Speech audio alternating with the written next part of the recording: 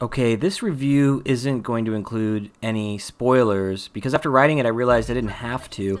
So, yes, The Martian is a good movie, and yes, you should watch it. When I had heard there was going to be a Martian movie, I said the same thing as when I had heard the book was a really big hit. Really? I mean, it's pretty good, but ordinary people like to read this stuff? And that's not because it was a bad book, but because it's a nerdy book. Like, really, really nerdy. The kind of esoteric nerdy that typifies, say, a Neil Stevenson novel, but without the sheer depth of world building that makes his work perennial bestsellers. 20 years ago, we called them nerds and we despised them. We didn't like the power that they seemed to have over the rest of us, and we identified them as something different from normal society. Now we call them geeks, and we like them just fine because they are us. After viewing the film, I'm not surprised it's a big hit, and not just because space and all that, or even Matt Damon and all that, but because so much of super hard sci-fi elements are adequately tempered, perhaps a bit too hastily swept together, but nonetheless, it makes for a palatable movie.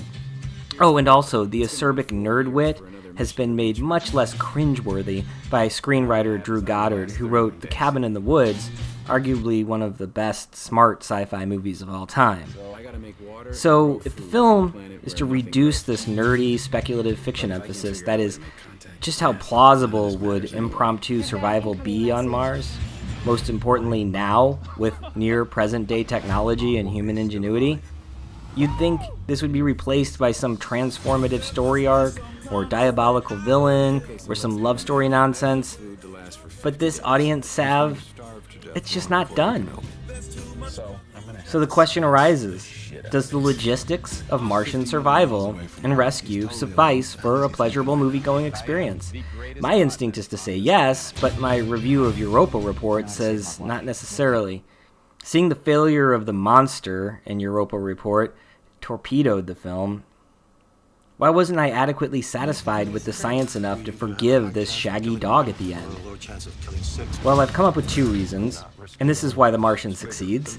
Foremost, the sciencey stuff in Europa Report wasn't all that interesting, and interpersonal conflicts between crew members was not only distracting, but kind of a bummer. And hopefully the success of The Martian will help convince filmmakers that human perseverance is more entertaining than conflict and betrayal. Not that The Martian is without conflict, or even betrayal for that matter. This brief scene with the NASA director, Ted Sanders, exemplifies my point. You may have killed them, Mitch. We're fighting the same war. Every time something goes wrong, the world forgets why we fly. I'm trying to keep us airborne. It's bigger than one person. No. It's not. When this is over, I'll expect your resignation. I understand. Bring our astronauts home. The decisions made along the way are difficult, fraught with ethical complications and audience objections, and yet the audience can sympathize with these decisions because the entire ground crew in JPL Lab is staffed with intelligent and motivated and focused people that want to see a successful outcome of the mission. This instinct is found in Second, every culture. acting. Quite simply, every actor provides a strong and compelling performance, most notably Matt Damon, who, with the aid of 70s Motown and disco, exudes sufficient coolness to carry the solitary Mars-based scenes without feeling like this might as well be some computer geek who has accidentally locked himself in his mother's basement. Hey look, Will Hunting finally got his shit together. Neil Stevenson makes the point that the portrayal of intelligence is a crucial element to the success of good science fiction, in this clip here from his Gresham College lecture. It is conspicuous in the first two Alien films that Sigourney Weaver's character is the smartest person in the room at any given time. The only possible exception is Bishop, the android in the second film, played by Lance Henriksen, in another fine example of an intelligence-projecting performance.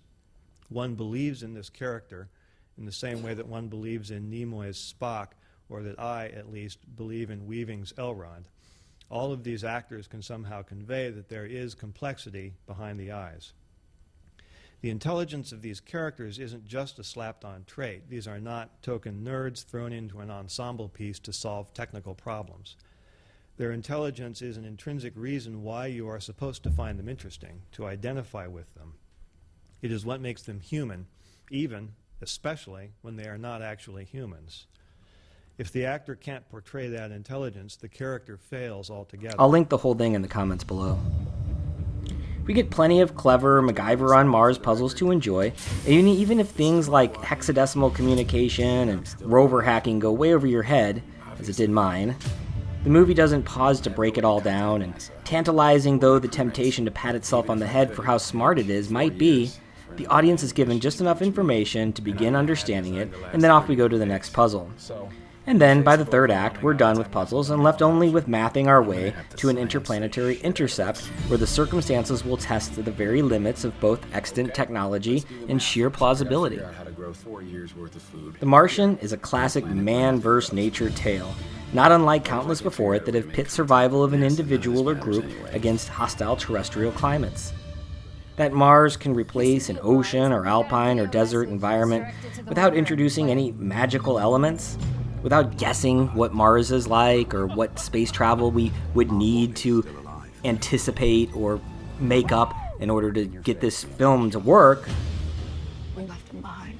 that would be attributing Watney's survival to the dastardly, I don't know.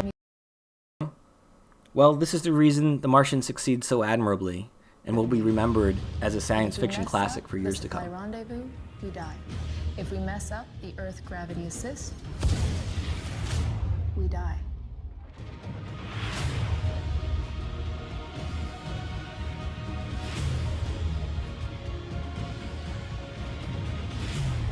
It's space. It doesn't cooperate. I guarantee you that at some point, everything's gonna go south on you. And you're gonna say, this is it. This is how I end.